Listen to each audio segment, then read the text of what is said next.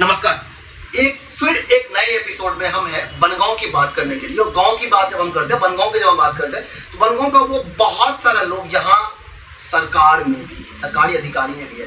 सरकार के घर में बैठे हुए हैं हम अभी, दिल्ली सरकार के उस घर में बैठे हुए हैं जो मिथिलेश जी को अलॉट हुआ है। मिथिलेश जी दिल्ली गवर्नमेंट में नौकरी करते हैं, एक अच्छे ओहदे पे हैं। इन्हीं से वो सारी चीज़ें हम जानने की कोशिश करेंगे कि बनगांव का एक बेटा दिल्ली सरकार में आने से पहले क्या क्या इन्होंने किया, कितनी मेहनत की, कितनी अचीवमेंट रहा, क्या क्या रहा, वो सब वन टू वन डिस्कस करेंगे। तो मिथिलेश जी, सबसे पहले आपका बहुत बहुत स्वागत है। बचपन में बनगांव कैसा था आपके लिए और आज कैसा है? कौन सा ऐसी यादें हैं जो आज भी आप वापस वहां जाना चाहते हैं? देखिए, बनगांव का तो मैं बेटा हूँ और बनगांव से जुड़ा हो तो खैर बचपन से रहा है। बनगांव की यादें जहाँ तक मेरी स्मृति में है तो 1989 की स्मृतियाँ हैं, फिर 1999 से लेकर आज तक की स्मृतियाँ हैं। बचपन में हम लोग हमेशा जाया करते थे गांव। गर्मी की छुट्टियों में 4-5 महीने, 5 महीने, 6 महीने रहा करते थे। मुझे ये स्मृति याद है कि खेतों में एक विद्यालय हुआ करता था, शायद ज्ञान भारती नाम के थे, जहाँ पर एक जो उसके हेडमास्टर थे, उनका आचार्य जी शायद कहते, वो गाँव बंदे थे। और उनका जो शिक्षा देने का स्टाइल था, जो तरीका था, मुझे काफ़ी पसंद आता था कि वो सादगी पूर्वक रहते थे और बहुत स्ट्रिक्ट थे एक्चुअली वो। फिर कुछ दिन मैंने एक बनगांव में भगवती घर के पीछे एक स्कूल है, छेदी झा, अच्छा छेदी झा नाम से हम जानते थे, छेदी झा स्कूल।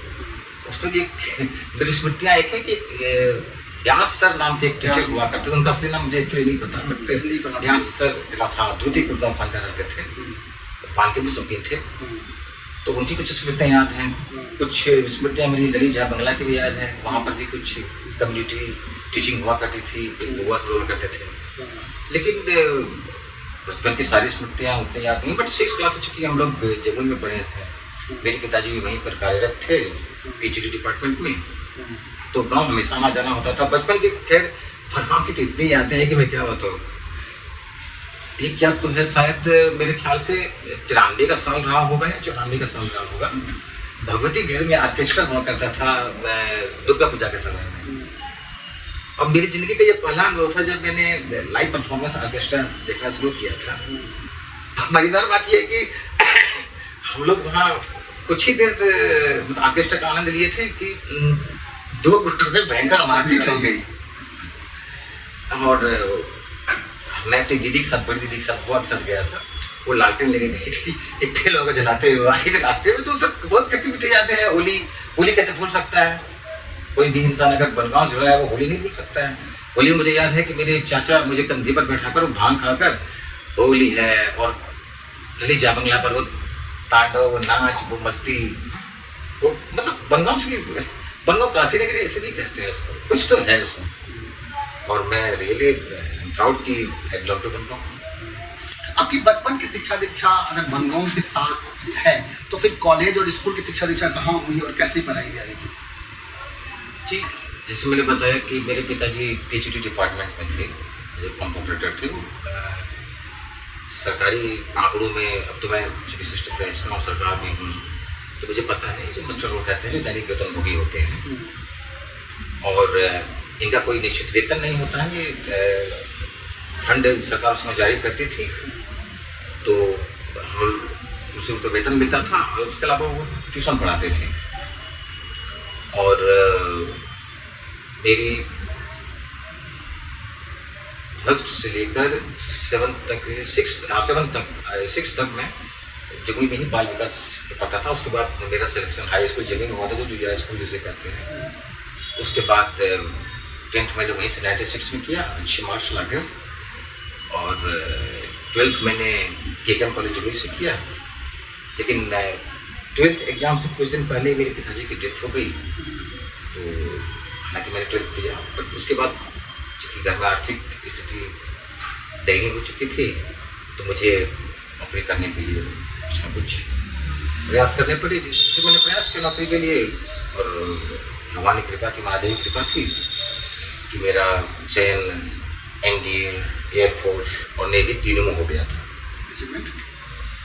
लेकिन चूँकि मेरे लिए कहाँ जाना उस समय ये महत्वपूर्ण नहीं था कि मेरी कोई चॉइस नहीं थी। मुझे ये था कि जो सबसे पहले जो मुझे नौकरी ऑफर करे मैं उसके पास जाऊँगा। तो सबसे पहले जो ज्वाइनिंग लेटर मेरे पास नेवी का आया तो मैंने नेवी ज्वाइन कर लिया। उसके पास से फिर बहुत कम एज में नेवी आपने ज्वाइन करी, मतलब बहुत कम एज में आपको नौकरी मिल गया। फिर नेवी से रिटायरमेंट करने के बाद फिर अगला क्या मिलता है? हाँ, ये कोई शक नहीं है कि नेवी में ज्वाइनिंग जब मैंने की तो मेरी उम्र उसमें तकरीबन 16 साल 8 या 9 महीने रही होगी। और मैंने अपना जो एक कॉलेज लाइफ होता है, किशोरावस्था होता है, वो सीरियसली मैंने एंजॉय नहीं किया। और उसको मैं आज भी मिस करता हूँ कि जो एक उम्र होती है लड़कों की, कॉलेज में जाने पर उसके ज्ञान चक्षु बोलते हैं। मतलब गर्लफ्रेंड वाली लाइन जो आपके पास तो वो नहीं है? नहीं, इसे गर्लफ्रेंड लाइन से आप इधर कह सकते हैं। मतलब ये सब कॉलेज जाते हैं। अब चूंकि उस समय कॉलेज तो मैं हालांकि 12th में जा चुका था, क्योंकि उसमें हम लोग के समय तो ISC हुआ करता था, तो ऐसे में जा चुका था। लेकिन वो ISC वालों को कॉलेज का मजा ले नहीं पाते थे, क्योंकि ग्रेजुएशन वाले जो है वो डोमिनेट करते थे, उन्हें कुछ सुविधाएं नहीं थी। जब आप ग्रेजुएशन में जाते हो तो हमें थोड़ा सा होता है कि हाँ पे हम सीनियर क्लासेज है, हम भी इंजॉय करके कॉलेज करेंगे, तो वो सब नहीं कर पाया, तो उसका अफसोस है। लेकिन ये है कि चूंकि फौज में या फिर देश सेवा करने का मन मेरा शुरू से था, तो मेरी बहुत इच्छा थी कि मैं डिफेंस में जाऊं, और नेवी में गया। मैंने देश सेवा की, 15 साल तक मैं नेवी में रहा, और 2014 में 31 जनवरी को रिटायर हो गया। 30 जनवरी 1999 को मैंने ज्वाइन किया था। उसमें कारगिल नहीं हुआ था। इनफैक्ट आपको जानकर आश्चर्य हुआ कि कारगिल की लड़ाई में मेरे जो जहाज थे INS सुकन्या, एक जहाज, मेरा जहाज कराची पोर्ट की तकरीबन 2-3 किलोमीटर का है इंटरनेशनल बॉर्डर पर। मुझे एग्जैक्ट डिस्टेंस को पता नहीं, उसमें मैं जो ट्रेनिंग एजेंसी पे नहीं गया था, बट हमारा जहाज जो है कराची पोर्ट के इधर ही एंकर डालकर खड़ा था। और मुझे बाद में पता चला, जब सीनियर लोगों ने बताया कि हम तो कराची के पास खड़े हैं, तो मैंने बोला यार, तो उस वक्त मन में था कि क्लोज तक मैंने देखा यार मिसाइल छोड़ दो, तबाह कर दो, वो कर दो। लेकिन बाद में पता चला कि युद्ध ऐसे नहीं लड़े जाते हैं, कमांड्स होते हैं, ऑर्डर्स होते हैं, स्ट्रेटजी होती है, और हम जस्ट फॉलो करते हैं। तो आज के दिन भी वो अनुशासन और वो टाइम प्रतिबंध, वो सुबह 100 समय उठ जाना, फिर टाइम पे खाना खाना और टाइम को बहुत फॉलो करना, मतलब अनुशासन और देशभक्ति आज के डेट में भी बरकरार है, या लगता है कि नहीं एक अधिकारी हो गए हैं दिल्ली में, दिल्ली जैसे व्यवस्था को देख रहे हैं तो ठीक है, अब जो होगा सब ठीक है? देखिए, अनुशासन अगर देखा जाए तो 2 तरह के होते हैं। एक तो अनुशासन सेल्फ डिसिप्लिन होता है, जो इंसान को समय सिखाता है, या उसकी परवरिश सिखाती है, या उसके संस्कार सिखाते हैं। दूसरा अनुशासन वो होता है जो कि रिक्वायरमेंट बेस्ड होता है। जैसे फौज में या फिर नेवी में जब मैं था, तो सुबह 4 बजे उठना, फिर PT जाना, पक्षपात परेड करना, फिर जो भी आपकी ड्यूटीज करना, उसके बाद शाम को फिर स्पोर्ट्स खाना मिलना। ये सर्विस के लिए जो डिसिप्लिन चाहिए वो डिसिप्लिन था। लेकिन पंक्चुअलिटी या फिर संस्कार होनी चाहिए, क्योंकि चूंकि मैंने जिंदगी में कभी ट्यूशन नहीं लिया, हालांकि 10th करने के बाद मैंने नेवी में नौकरी की, फिर मैंने कई सारे कॉम्पिटिटिव एग्जाम भी क्लियर किए, तो लेकिन मैंने कभी कोई कोचिंग नहीं ली, ना मैंने स्कूल लाइफ में, ना कॉलेज लाइफ में, ना आगे के लाइफ में। जब मैं आपसे लाजपत नगर SDM ऑफिस में मिला था, तो मुझे लगा कि यार एक मेरा दोस्त जो एक अच्छा पद पे है, एक अचीवमेंट है हम लोगों के सभी यूनिट के लिए, तो आपको क्या लगा कि ये आपके लिए अचीवमेंट है या गांव वालों के लिए भी ये अचीवमेंट है? देखिए, सरकारी सेवा जो है वो एक्चुअली जनता का सेवा करने का एक माध्यम होता है, और जो भी काम मेरे जिम्मे था या मेरे हिस्से में अलॉटेड था, जो भी मेरे जो उच्चाधिकारी थे उनके अनुसार मुझे जो भी काम करना था, या मेरे सर्विस बुक पे या मेरे सर्विस रोल पर था, मुझे जो काम थे वो करना। चूंकि ये दिल्ली है और ये बिहार नहीं है, बनगांव नहीं है, बट मेरी कोशिश यही थी कि अपने क्षेत्र के जितने भी लोग हों, ना केवल बनगांव बल्कि मैथिल समाज, मैं तो मैथिल समाज पूरा कहूँगा, बनगांव के अलावा कई सारे गांव हैं, जैसे मैसी, लगमा, आपका ये कहरा हुआ, सीहोल हुआ, इनफैक्ट दरभंगा, बेनीपट्टी, सकरी, सुपौल, ये जो पूरा एक मैथिल बेल्ट है जो हमारे आसपास को मैं जानता हूँ, तो मेरे एरिया में इधर एक जगह अगर आपको पता होगा, बदरपुर बॉर्डर, बदरपुर खादर, जैतपुर, उस इलाके में अपने समाज के कई सारे लोग रहते हैं, मैथिल समाज का, मैथिल ब्राह्मण समाज के कई सारे लोग रहते हैं जिनकी कई रिश्तेदारियाँ बनगांव में भी हैं। तो मेरी कोशिश ये रहती थी कि सरकारी योजनाएं जो कि उनके लिए अपेक्षित है या फिर जिन सरकारी योजनाओं के लिए वो पात्र हैं, वो सारी योजनाओं का लाभ उन्हें निश्चित रूप से मिले। इस काम में मेरे द्वारा जितना सहयोग हो पाता था वो मैं निश्चित रूप से करता था। और अभी भी आप अगर उस इलाकों में जाकर पूछिए कि मिथिलेश मिश्रा कौन है, तो मेरे बारे में अच्छे लोग बताएंगे, क्योंकि मुझे याद है कई सारे अपने मैथिल समाज के, मैथिल ब्राह्मण समाज के लोग हैं, उस क्षेत्र में रहते हैं, सरिता विहार, खादर, जैतपुर और उधर ओम नगर, हरिनगर, कई सारी लोकल कॉलोनियाँ हैं जहाँ की वो एक काम की तलाश में आए हैं आज से 10 साल, 15 साल या 20 साल पहले। उनकी आर्थिक स्थिति इतनी ठीक नहीं है, मतलब ठीक खा भी लेते हैं, बट उस सारी सरकारी योजना जैसे EWS, जब से मोदी जी ने EWS लॉन्च किया तो EWS के सारे पात्र हैं। तो मेरी कोशिश ये रहती थी कि अगर कोई EWS बनाने आए तो अगर वो योग्य है उसके, तो निश्चित रूप से क्योंकि आप सरकारी अधिकारी हैं और आप वही अधिकारी हैं जो अधिकारी ये तय करता है कि EWS कैटेगरी में उनको क्या क्या रिक्वायरमेंट होना चाहिए और वो उनके पास है। तो जब बड़े शहर में आप एक बड़े ओहदे पे हैं, एक बड़े शहर में हैं, और जब आप गांव जाते हैं, अपने गांव जाते हैं, तो आपको ऐसा लगता है कि हम वही लुंगी और बनियान में पहन करके गांव के बाकी लोगों की तरह समाज के बीच में बैठ करके ताश खेल रहे हैं। ऐसा फील करते हैं कि जो गांव में युवा बैठा हुआ है, गांव में जो हमारे एज ग्रुप के लोग हैं, उनके जैसा हो जाना चाहते हैं। पहली बात तो ये समझे कि गांव को युवा आज भी लुंगी और बनियान पहनकर नहीं घूमता है, कोई भी जानते हैं आप। वो टी-शर्ट और ब्रांडेड कपड़े में आज वो जवान चला गया। बनगांव का युवा भी जो है या फिर कोई भी गाँव को, बनगांव तो फिर काफ़ी डेवलप गाँव, हमारा गाँव जो है बहुत डेवलप गाँव है। युवा टी-शर्ट और बड़ा में रहता है, अच्छे रहता है, अच्छे कपड़े पहनते हैं, टी-शर्ट लुंगी में कोई नहीं घूमता है, जैसे दिख रहे हैं। हाँ, दूसरी बात है कि अब सारे युवा जो है वो कोई ना कोई काम में लगे ही गए। जैसे मेरी उम्र के जो लड़के हैं, से वो 40 क्रॉस हो चुके हैं, तो सबकी अपनी अपनी जिम्मेदारियाँ आ चुकी हैं। तो अब पर्सनली देखा जाए, अगर मैं तो मान लो छुट्टी पर जाऊंगा तो मैं तो पूरी छुट्टी वाले मूड में रहूंगा, लेकिन जो गांव में रह रहे हैं उनका तो वो काम वाला मूड है ना। तो हाँ, शाम में या फिर संडे सैटरडे के दिन आप जब गांव में थे, जब आप ये नौकरी ज्वाइन, दिल्ली गवर्नमेंट नहीं ज्वाइन किए थे, उससे पहले जब आप गांव में थे तो आपने एक इंस्टीट्यूट शुरू किया, जो इंस्टीट्यूट बच्चों को फ्री शिक्षा दे रहा था। वो कैसा मोटिवेट किया उन लोगों को और वो कहाँ तक सफल हुआ? मेरी बड़ी इच्छा थी कि एक तो मैं आपको बता देता हूँ कि मैं गांव में बाई चॉइस था, बाई कंपल्सन नहीं था। मेरा चयन ऑलरेडी बैंक में हो चुका था, बैंक क्लर्क और बैंक पीओ का पोस्ट हो चुका था, लेकिन मेरी इच्छा बैंक ज्वाइन करने की नहीं थी, इसलिए मैंने ज्वाइन नहीं की। तो मेरी इच्छा थी कि जब तक मैं गाँव में हूँ या फिर जब तक मुझे मेरी इच्छित नौकरी नहीं मिलती है या मैं इच्छा कोई कार्य होता, तब मैं जो थोड़ा बहुत ज्ञान मेरे पास है या अर्जन किया है मैंने, वो दे सकूँ। मैंने कोशिश की और किया ही मैंने। और कुछ बच्चे जो मुझसे पढ़े थे उनमें से मेरे ख्याल से 2 लड़के नौकरी कर रहे हैं। एक शायद हेड कांस्टेबल है CRPF में और दूसरा मेरा ख्याल है कि यूपी पुलिस में है, शायद पुलिस में ही है। तो दोनों मुझसे पढ़ाई मैं भी अपने बचपन में, जब मैं बचपन में था 97-98 में, मैंने स्कूल खोली थी और स्कूल में बहुत सारे बच्चे आज के डेट में सफल हैं और सरकार के बड़े बड़े ओहदे पे हैं। कुछ डॉक्टर है, कुछ एम्स में नौकरी करता है, कुछ और जगह। तो क्या हम जब गांव जाते हैं, हम दोनों जब गांव जाते हैं, तो इस बात को फील करते हैं कि प्राउड फील करते हैं या लगता है कि यार वो सफल हो गया और मैं असफल रह गया? देखिए, सफलता का पैमाना जहाँ एक मानव दुर्गुण है, इस सफलता का पैमाना वो इससे देखते हैं कि कौन किस पद पर है। इस हिसाब से तो जिंदगी में सबसे ज़्यादा सफल एक टीचर है।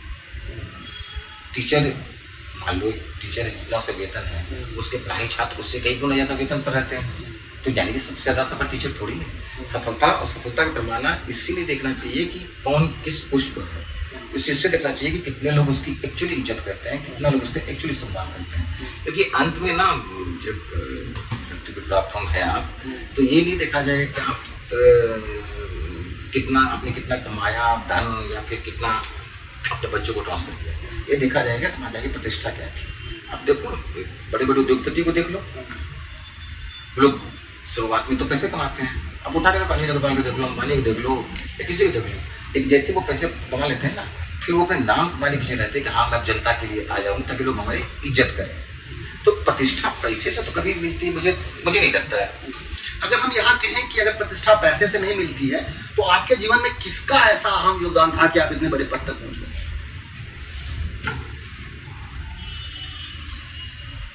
इसमें किसी एक का योगदान नहीं था। सबसे बड़ा योगदान तो मेरे पिताजी और माताजी का, इसमें कोई शक नहीं है। अच्छा, उनका योगदान था क्या एक्चुअली में कि उन्होंने मुझे लड़ना सिखाया। लड़ना किससे? समस्याओं से। हाँ, निश्चित रूप से चूंकि आर्थिक स्थिति इतनी अच्छी नहीं थी, तो मुझे पता है कि मेरी मिनिमम रिक्वायरमेंट लाइफ की क्या है। मुझे पता है कि कितने में एक्चुअली कितने पैसे कमाए जाए कि आप आराम से जिंदगी बिता सको। उसके बाद जो धन है ना, वो व्यर्थ है, पहले तो अपने समझ में। उसके बाद मेरे पिताजी और माताजी, मेरी माताजी का देवासन 2 साल पहले भी हुआ, उनका डेथ हुई है। तो जिस समय मेरे पिताजी की डेथ हुई तो उसमें हम लोग भी छोटे छोटे बच्चे ही थे, बट उसमें उन्होंने हमें एक बेसिक शिक्षा जो होती है, मैं बार बार ये कहता हूँ कि बेसिक शिक्षा स्ट्रॉन्ग करें। क्योंकि अगर आप देखोगे ना, ध्यान से देखना, आप किसी भी कम्पिटिटिव एग्जाम में अगर आप IAS का छोड़ दें या फिर कोई टेक्निकल बेस्ड छोड़ दें, तो आपको 10th से ऊपर की चीज़ पूछी ही नहीं जाती है। IAS में चूंकि एक सब्जेक्ट लेना होता है, उसको 10 से ऊपर से, उस सब्जेक्ट का 10 से ऊपर आता है, अदरवाइज बाकी चीज़ें वो सब 10 से नीचे का ही होता है। तो अगर आपने 10th तक की शिक्षा, एक्चुअल वाली शिक्षा की है ना, तो आपको आगे कंपटीशन में कभी कोई समस्या नहीं। तो यहाँ हम थोड़ा सा आपको रोकेंगे कि वर्तमान स्थिति का जो स्कूल है दिल्ली में या गांव में, चूंकि आप सरकार में हैं और शिक्षा विभाग सरकार का एक बहुत बड़ा जगह रखता है, तो क्या वर्तमान स्कूल को ये सोचना चाहिए कि हम उसको अच्छा पढ़ा रहे हैं या अच्छा ज्ञान दे रहे हैं, या उसको एक पैरामीटर के हिसाब से ही पढ़ाते जा रहे हैं, वो सीखे चाहे ना सीखे? अच्छा, तो मैं एक उदाहरण देता हूँ। अब इस प्रश्न को ना दूसरी तरह से देखिए। मैं एक सिंपल उदाहरण देता हूँ। एक डॉक्टर है, उसके पास पेशेंट आया, उसने पेशेंट का अच्छी तरह से जांच किया, सब कुछ किया, लेकिन जब वो अपनी दवाई के तरफ देखता है ना, तो उसकी तरफ 2 ही दवाई उसके पास है जो कि दे सकता है वो, मतलब उसके स्टॉक में सिर्फ 2 दवाइयाँ हैं। समझ रहे हैं? तो वो जांच करके भी देना तो वही 2 दवाई है ना। समझ रहे हैं मेरे कहने का मतलब? होता क्या है ना कि शिक्षा के सबसे दुख की बात क्या है कि आज के टाइम में शिक्षक जो है ना, शिक्षक बनना किसी की भी पहली प्राथमिकता नहीं है।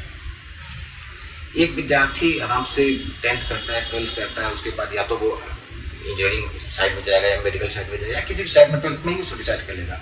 अगर वो 12th में डिसाइड नहीं कर पाया या फिर उससे नहीं हो पाया कोई किसी कारणवश, तो ग्रेजुएशन करता है। ग्रेजुएशन करने के बाद वो विश्वास करूँ, मैं अपने एक बार मीडिया से सर्वे कर लेना कि ग्रेजुएशन करने के बाद ना कोई लोग प्राथमिकता देते हैं कि हम जनरल कंपटीशन की तैयारी करें, अगर हमसे मेडिकल इंजीनियरिंग ना निकला हो तो। लड़कियों को चूंकि एक सेफ साइड माना जाता है कि लड़कियों के लिए टीचर बनना सबसे आसान है। अब होता क्या है कि उसके बाद वो बीएड कर लेते हैं। लड़के जब देखते हैं कि किसी भी नौकरी में नहीं हुआ तो लास्ट ऑप्शन में बीएड रखते हैं। तो शिक्षा चूंकि और शिक्षक बनना पहली प्राथमिकता में नहीं है, तो इसका असर पहले शिक्षक जो असर है, पहला चीज तो ये है, पहली बात जो करना चाह रहा हूँ यही है कि शिक्षक बनना पहली प्राथमिकता नहीं होती। जिस दिन पहली प्राथमिकता शिक्षक बनना हो जाएगा ना। अच्छा, मैं इसमें ध्यान दिलाना चाहूँगा कि हमारे समय जब जैसे मैंने 10th किया, मैंने काफी पहले 10th के 96 में 10th कर लिया मैंने, तो उस समय जो शिक्षक होते थे ना एक्चुअली, जो कि काफी पहले 70-72 में, उस समय वो लोग एक्चुअली शिक्षक ही बनना चाहते थे। तो इसलिए उस समय जो उन्होंने पास किया, आपको उदाहरण देखें तो हमारे जो शिक्षकों ने हमें जो पढ़ाया, वो सेम शिक्षा हम आज अपने नेक्स्ट जनरेशन को नहीं दे पा रहे हैं। अच्छा, दूसरी बात क्या है कि अब नॉलेज का क्षेत्र भी व्यापक हो गया है। पहले जितने विषय हुआ करते थे अब वो सब विषय आउटडेटेड जैसे हो गए हैं। तो हालांकि सरकार इस पर नई शिक्षा नीति देखो, सरकार भी शिक्षा में क्या होना चाहिए, क्या हो रहा है, इसलिए सरकार ने भी चेंज किया काफी। और अब सरकार भी एक नॉलेज जनरेटर या थिंक जनरेटर आप कह सकते हैं। क्योंकि मेरे बच्चे पढ़ते हैं, मैंने उनका देखा 8th क्लास का सिलेबस। अब जमाना चला गया जब पूछते थे कि राम ने किसको मारा या हल्दी घाटी का युद्ध कब हुआ, ऐसे प्रश्न पूछे नहीं जा रहे आजकल। तो सरकार ने भी बहुत अच्छी पहल की है। और अब स्कूल को भी चाहिए कि अपने शिक्षकों को थोड़ा सा अपग्रेड करें और सोचने की पद्धति को बढ़ाएं। अदरवाइज आप बेसिक शिक्षा में अंतर करो तो हाँ, दिल्ली में निश्चित रूप से शिक्षा का स्तर थोड़ा बेहतर है, दिल्ली से थोड़ा कम बेहतर पटना है। अब गाँव की शिक्षा बात है कि गाँव में दिक्कत क्या है ना कि जो शिक्षक, अभी तो चलो ठीक है कुछ शिक्षक बीपीएससी से भी आए हैं, बट आप उनसे एक बार मिल कर पूछ कर देखो, वो भी तो इसी शिक्षा व्यवस्था के हिस्सा से पढ़ कर आए हैं ना। तो डेप्थ ऑफ नॉलेज उनके पास भी नहीं है। अगर डेप्थ ऑफ नॉलेज नहीं है, अगर ये लड़के पढ़ा सकते हैं, अच्छा ठीक कंपटीशन में आए हैं, बट उनको भी ना जैसे मेडिकल में कहते हैं ना, मेडिकल में कंटिन्यूस डॉक्टर अपने आप को अपडेट करते रहते हैं। इसलिए तो शिक्षक को भी चाहिए, जो नए शिक्षक हैं उनको भी वो अपने आप को अपडेट करते रहे और नई तकनीक के साथ बच्चों को पढ़ाएं तो बेहतर पढ़ेंगे। तब तक के लिए हम आपको यही रोके जाते हैं, नए लोगों के साथ, नए अपडेट के साथ फिर हम आपसे मिलेंगे नए एपिसोड में।